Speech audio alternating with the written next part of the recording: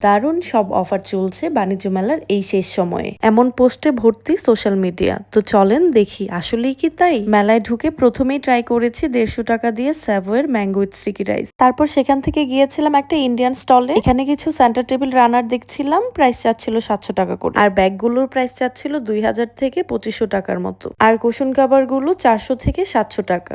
আমার কাছে প্রাইস বেশি মনে হয়েছে, সেজন্য আমি নেইনি। তারপর গিয়েছিলাম এই চাইনিজ রাবার ব্যান্ড মামার কাছে। ভিডিওতে দেখেছি উনি 100 টাকা দিয়ে ব্যাগ ভর্তি করে রাবার ব্যান্ড দেয়।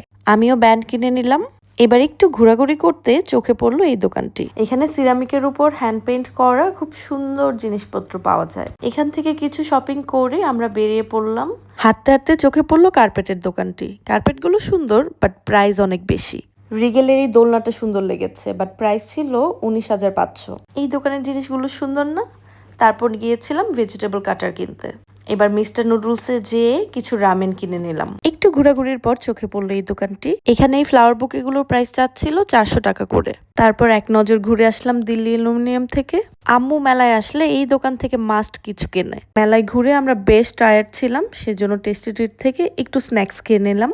এবার চোখে পড়লো কারাবন্দীদের স্টল। এখানে কারাগারে বন্দী যারা, ওদের হাতে বানানো জিনিসপত্র বিক্রি করা হয়। দোকানটা ঘুরে দেখলাম, আর এখানকার পাখির এই খাঁচাটা আমার বেশ ভালো লেগেছে।